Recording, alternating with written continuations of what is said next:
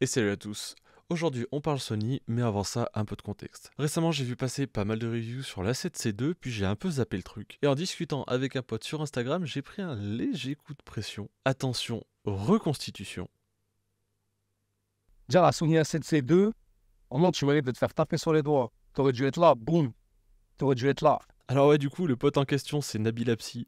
Quand le mec, c'est la fusion parfaite entre Optimus Prime et Chuck Norris, quand il te dit t'as déconné, il faut que tu fasses la 7C2, tu fais la 7C2. Aussi gentil soit-il, hein, c'est pas le souci. Allez, c'est parti, van à part. Merci Nabil, effectivement, pour m'avoir poussé et m'avoir remotivé à faire cette vidéo. Je pense que c'est cool quand même d'en parler parce que c'est un boîtier qui a marqué, en tout cas la première génération de la 7C, a marqué quand même pas mal les esprits. Donc on va parler de la 7C2. En attendant, vous pouvez aller suivre le poteau Nabil sur quasiment tous les réseaux, très actifs sur Instagram, sur TikTok, sur YouTube. Il a reçu son premier trophée il y a pas si longtemps. Félicitations poteau, c'est très très cool. Merci à toi et nous, on est parti sur la 7C2.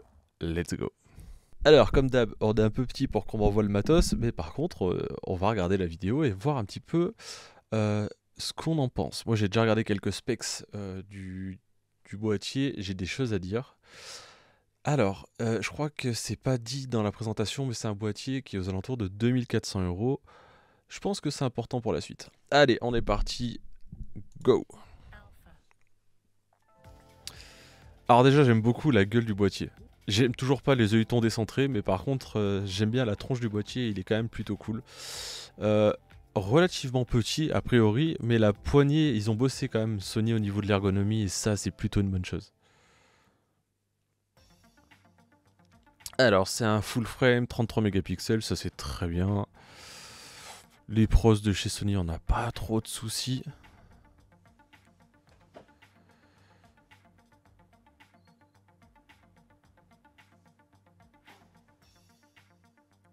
Il fait des belles photos, mais en même temps, ça me paraît logique. Ça, c'est ouf. Ça, vraiment, c'est important. Stabilisation du capteur, ça, c'est vraiment, vraiment cool. Alors ça, si c'est pour de la photo, je dis pas. Filmer à main levée au 70-200, j'aimerais bien voir ça, les gars. Vraiment. Le suivi du faux, ouais, le focus Sony, ils ont fait des progrès de fou. Maintenant, ils se tirent la bourre avec Canon. Canon était très en avance. Maintenant, les autofocus de chez Sony commencent à être très, très performants. Donc là-dessus, il n'y a pas grand-chose à redire. La qualité d'image, les images sont belles. Après, c'est pareil sur la presse, d'ailleurs, des retouches de l'espace.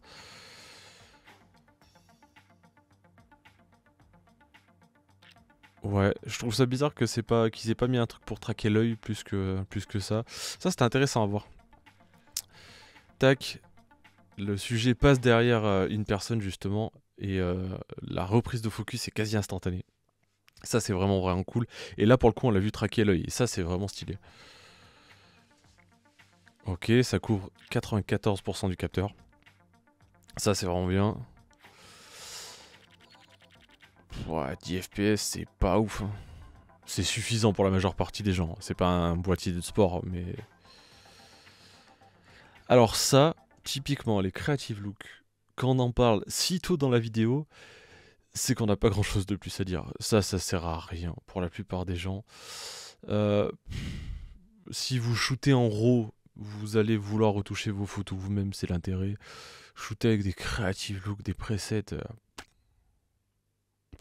quitte à utiliser des presets, autant les faire soi-même. Et en utilisant Lightroom au fait. Donc ça, en vrai, je suis pas sûr du projet là. Le Cinéton. Le Cinéton, ça c'est plutôt une bonne nouvelle. Alors, ça filme en 4K 50, mais il y a un mais. En fait, ça filme en 4K 30 sans crop et ça filme en 4K 60 en Super 35. Attention. Comment vous dire? Ça, je voulais vous... on dit que c'est de la merde. Ça, très honnêtement, mettez pas de 4K 60, les gars. C'est aussi bien. Ah, on a un full frame, on veut profiter de la taille du capteur. Sinon, on achète un APC, ça coûte bien moins cher, quoi. Ça, vraiment, les gars, aucun intérêt d'avoir fait ça. Je comprends pas. Alors, tac, on est reparti.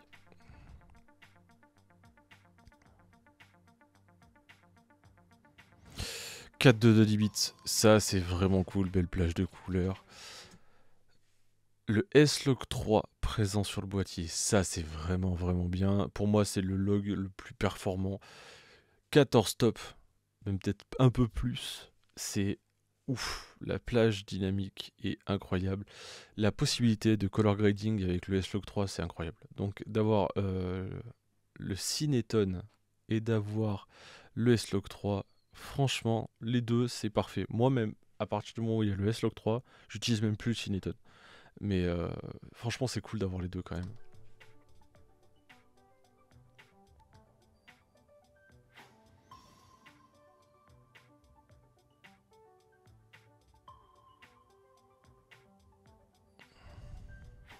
Ouais, Metadata Facility. Ouais.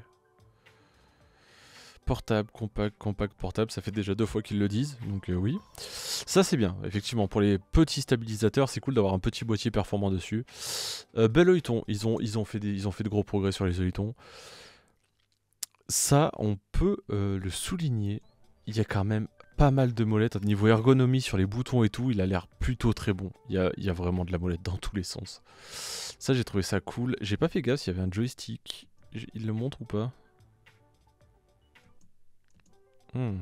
Attendez, je vais regarder. Tac. Faire l'arrière du boîtier. Alors, a priori, il n'y a pas de joystick, c'est un peu dommage. C'est pas dramatique, mais ça aurait été bien. Franchement, de se fendre d'un joystick, c'est quand même agréable. Mais en termes d'ergonomie, ouais, Sony, ils ont quand même bien progressé. Là, le boîtier a l'air plutôt cool. Résistant à la poussière, à la moisissure, c'est toujours bon à prendre en vrai. En vrai, c'est toujours bon à prendre. Écran orientable, c'est bien. Ça c'est cool de pouvoir balayer et switcher comme sur une tablette. Franchement ça c'est plutôt cool. Alors ça j'ai pas compris. Faut m'expliquer. Tout le monde est comme des oufs parce qu'on a la connectivité. Mais je l'ai sur mon 6D les gars. Il commence à dater hein. Donc la connectivité c'est bien de l'avoir, c'est cool. Ça fait des années que ça existe. Je suis pas sûr que c'était intéressant de forcément l'ajouter à la review quoi.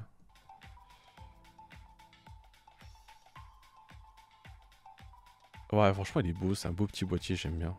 Il a une bonne gueule. Je trouve que la presse est pas ouf. Troisième fois, compact, trop bien, full frame. Là, j'ai cru qu'il y avait deux couleurs différentes, mais il y a la 7C2 et la 7CR. Alors, mon avis dessus, c'est que pour de la photo, ça a l'air d'être un excellent boîtier.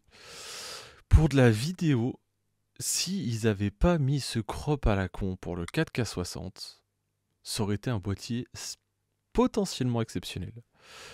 4K60, on peut faire du 120 en Full HD si je dis pas de bêtises. 422 10 bits, stabilisation mécanique du capteur. Donc j'imagine qu'il y a une numérique en plus. On a du S-Log 3, on a du Cineton, 33 mégapixels, c'est très bien, très suffisant pour faire de la photo, légèrement trop pour faire de la vidéo.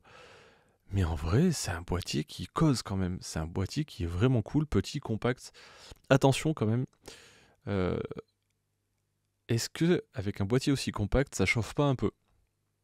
Ça, on peut se dire, attention, est-ce que ça chauffe pas un peu? Je demande à voir. Après, encore une fois, le R5, tout le monde dit qu'il chauffe de fou. Si tu l'utilises convenablement, il n'y a pas de problème. Mais attention quand même, sur les boîtiers compacts, c'est possible que ça chauffe. C'est un peu la maladie du siècle. Il y a pas mal de boîtiers qui chauffent quand même.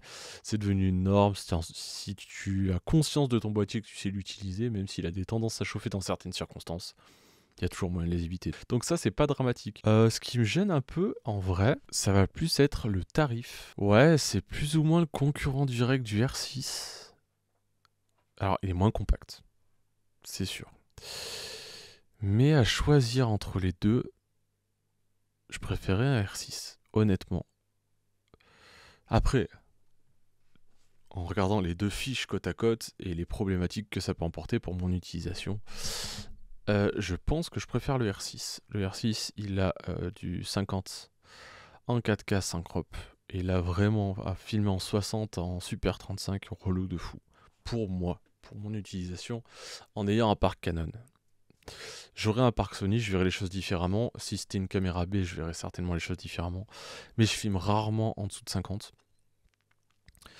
et vraiment faire du 60. Pour moi, ça peut vraiment être problématique. Si vous avez déjà un parc Sony, que vous faites et de la photo et de la vidéo, je pense que c'est un excellent choix. Donc encore une fois, tout est une question de perspective et de votre positionnement. Moi, je pense que c'est une bonne machine, je pense que c'est cool. Je serais très curieux d'y mettre la main dessus, ne serait-ce que 2 heures, pour voir un petit peu ce que ça donne, pour pouvoir tester un petit peu la réactivité du focus, parce que je sais que Sony progresse d'année en année avec son autofocus.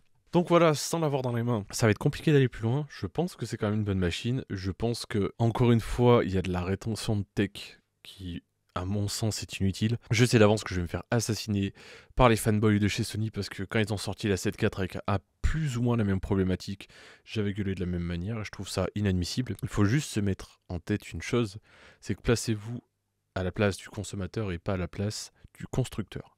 Ça reste une bonne machine, il y a plein de choses hyper intéressantes, il est petit, compact, il y a les logs, etc. Je vais pas le reciter. Mais on a à ça de sortir un boîtier qui est une dinguerie et à mon sens une réussite du début à la fin. Et je trouve ça dommage, tout simplement. Donc voilà, bon petit boîtier, merci Nabil pour m'avoir encore une fois poussé à faire cette vidéo rapidement. Très cool, très sympa, suivez le poteau Nabil, abonnez-vous, likez si vous avez des questions, des commentaires en restant dans la bienveillance.